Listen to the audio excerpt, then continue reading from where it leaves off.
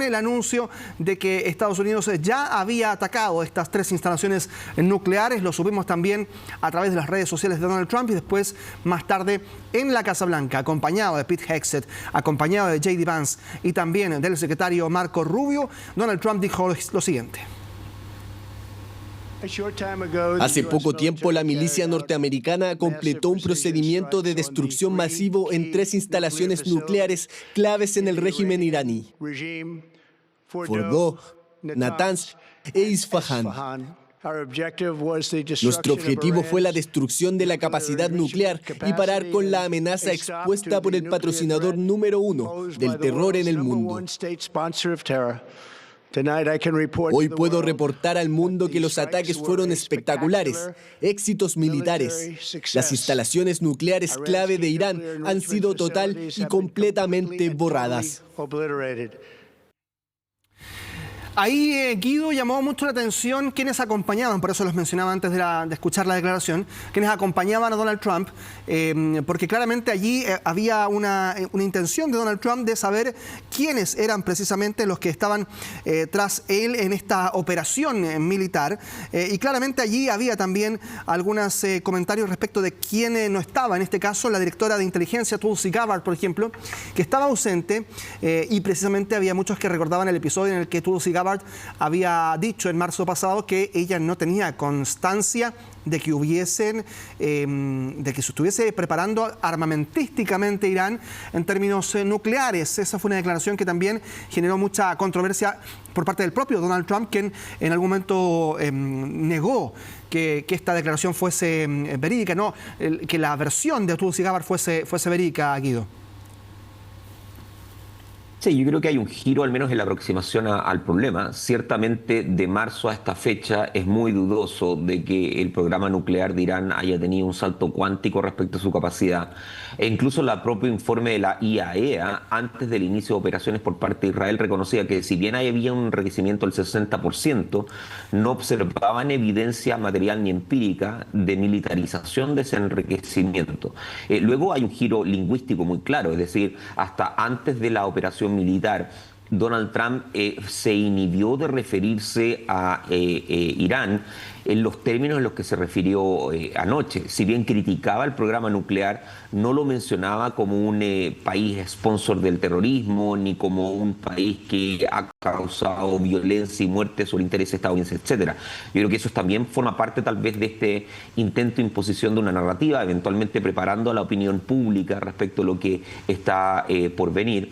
Pero creo que manifiesta un giro al menos en la aproximación y posiblemente entonces la aceptación de que los Estados Unidos se vio persuadido por la posición que tiene Israel respecto a este problema y creo yo que tal vez si uno observa el desarrollo de este conflicto vamos a concluir de que creo yo que ha sido un error.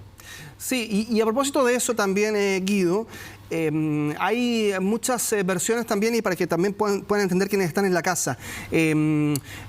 Para comenzar, no hay una declaración de guerra de Donald Trump contra Irán, porque para eso requiere un apoyo del Congreso. Y el Congreso de Estados Unidos efectivamente está dividido, y ha habido muchas voces en la noche que han hablado de que Donald Trump solo le había avisado previamente a los representantes republicanos de que iba a hacer este ataque, más no a los demócratas, generando también hay una brecha que indicaría que hacer una declaración de guerra como tal para Donald Trump sería muy difícil.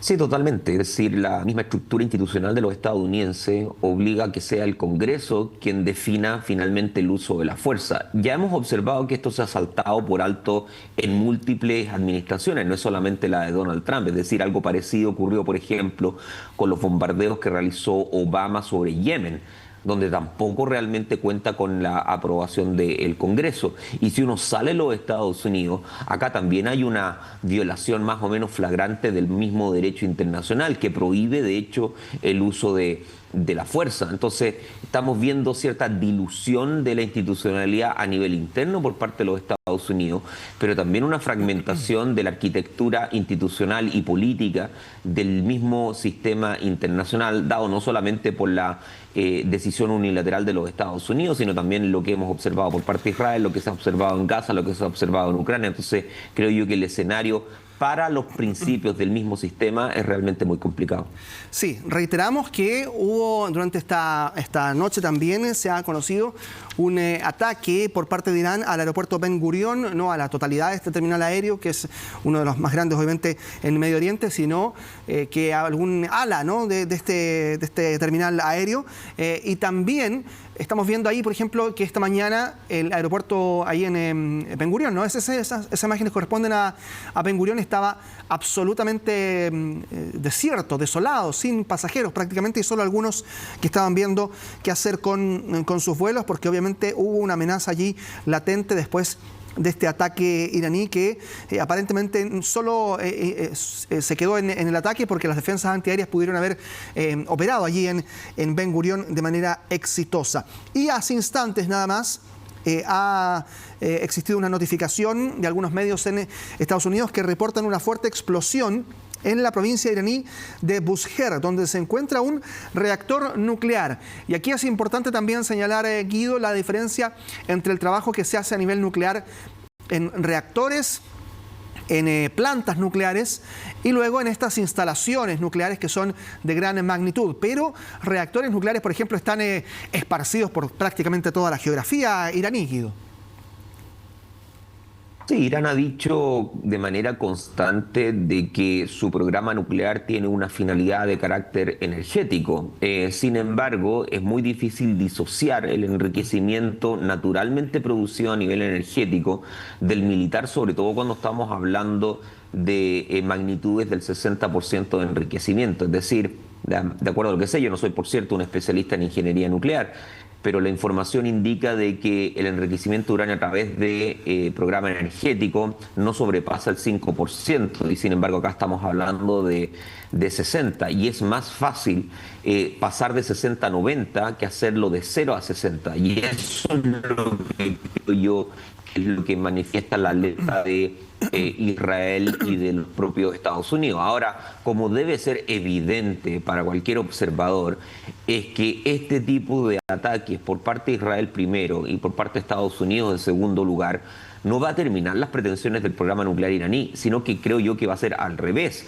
Va a intentar acelerar el programa, porque en alguna medida Irán entiende de que es el único recurso disuasivo que tiene, dado finalmente todo lo que ha pasado en las últimas 2 semanas. Entonces, creo yo que ese es el vector también que conecta con el posible cambio de régimen, porque Israel creo yo que interpreta de que es en realidad el régimen el que está detrás de la consecución de una arma atómica. Si hay un cambio en ese respecto, puede también cambiar la estrategia. Yo creo que ese es un ejercicio de ingenuidad. Yo creo que Irán no va a modificar su trayectoria. Creo que va a acelerar el programa nuclear si es que logra sortear finalmente esta crisis, y creo yo que esa descripción finalmente ilustra el problema en el cual la región está hoy día envuelta. Sí, son las 8:56 de la mañana, son las 2 de la tarde con 56 en La Haya, en Países Bajos. Ahí ustedes están viendo una imagen que corresponde a una nueva jornada de protestas en vivo por parte de diversos grupos que protestan contra la irrupción israelí, principalmente en Gaza, es esta protesta, pero que también ahora se extrapola a lo que está ocurriendo entre Israel e Irán. Se han convocado allí en La Haya, protestando principalmente contra la OTAN, ¿no?, contra el objetivo de la OTAN y también contra quienes son responsables de esta incursión ofensiva israelí en la Franja de Gaza y también ahora en Irán. Marcada esta protesta entonces que se ha venido realizando también de manera periódica, ahora por lo que está ocurriendo entre Irán e Israel y por supuesto con la mirada puesta también en Estados Unidos y en la ofensiva que ha liderado también a través de los bombarderos que atacaron estas 3 instalaciones nucleares. Durante varios días se han estado manifestando también en otros fines de semana algunas personas recorriendo varios kilómetros, incluso llegando a La Haya, vestidos muchos de rojo. Ese es el color que utilizan los manifestantes. Entre ellos ha habido algunas manifestaciones muy multitudinarias, ¿no? 75.000 personas en Bruselas hace algunos días y cerca de 100.000 también en ese mismo lugar ahí en La Haya.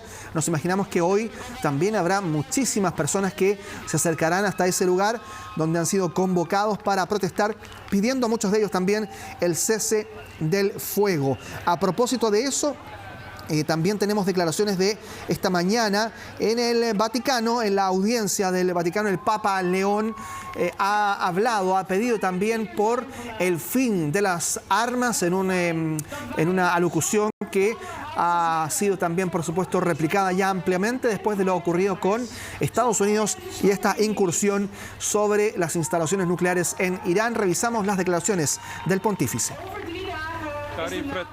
Queridos hermanos y hermanas, llegan noticias alarmantes desde el Oriente Medio, especialmente Irán. En este escenario dramático, que incluye a Israel y Palestina, el sufrimiento diario de la población corre el riesgo de ser olvidado, especialmente en Gaza y otros territorios donde la urgencia de un apoyo humanitario adecuado es cada vez más apremiante. Cada miembro de la comunidad internacional tiene una responsabilidad moral: detener la tragedia de la guerra antes de que se convierta en un abismo irreparable. No hay conflictos lejanos cuando la dignidad humana está en juego. La guerra no resuelve los problemas, al contrario, los amplifica y produce heridas profundas en la historia de los pueblos, que tardan generaciones en sanar. Ninguna victoria armada puede compensar el dolor de las madres, el miedo de los niños, el futuro robado.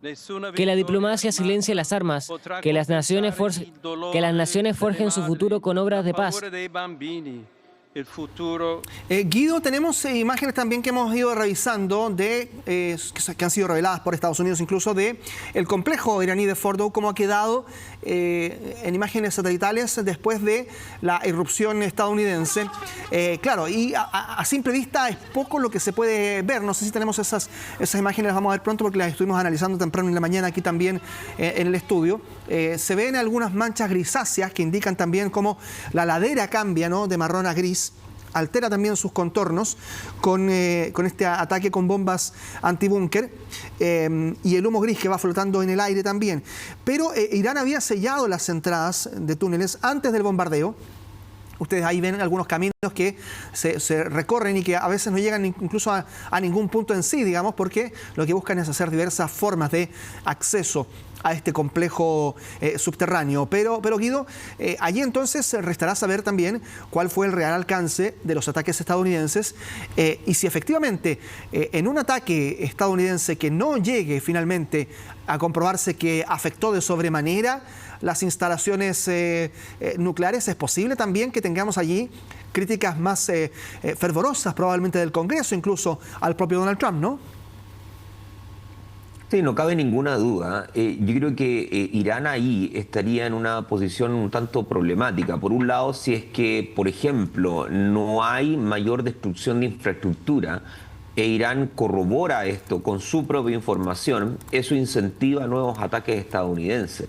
Si Irán, en cambio, guarda silencio, puede responder asumiendo entonces que el adversario cree de que su operación resultó ser exitosa. Entonces también el plano, creo yo, de cómo los adversarios están comunicando lo que dicen y lo que pretenden hacer es muy importante en este conflicto, no solamente porque moldea la opinión pública, sino que porque también en alguna medida orienta o influye en las decisiones futuras que van a realizar los adversarios. Creo yo que ninguno de nosotros está hoy día en posición para determinar exactamente cuál es el grado de daño que hay sobre este tipo de infraestructura, si es que lo hubo, y por ende cabe tal vez esperar a que haya algún análisis forénsico imparcial al respecto. Pero por esa misma razón, entonces, la discusión hoy día va a estar en el plano más bien de la influencia y de la propaganda antes que de otra cosa.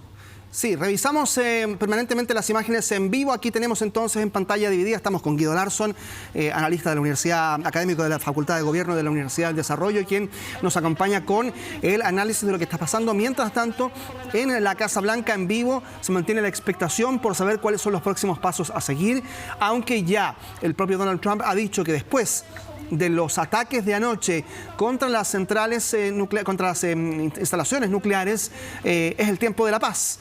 Es lo que ha dicho Donald Trump. No sabemos si efectivamente eso podrá ser corroborado porque entendemos que Israel tiene otros objetivos en mente y eso está pasando en vivo entonces en la Casa Blanca, mientras que en La Haya hay una manifestación por parte de activistas que buscan llamar al cese al fuego no solo en este conflicto actual que estamos viendo, sino que aquello que inició hace ya varios meses, que es la incursión militar israelí, la ofensiva israelí en la franja de Gaza, que ha dejado también más de 40.000 muertos y contando todavía cada día.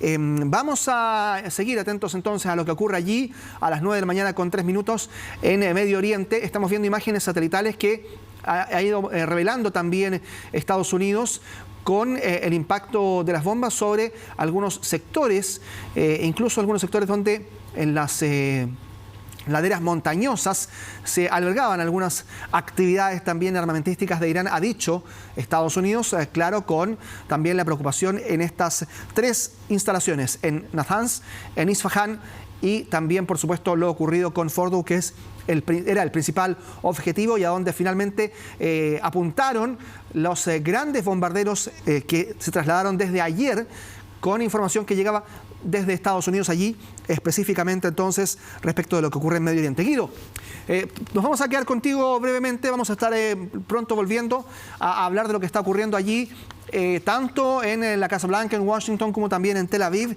eventualmente alguna respuesta iraní. De eso seguimos hablando en breve, así es que nos quedamos en contacto contigo más adelante.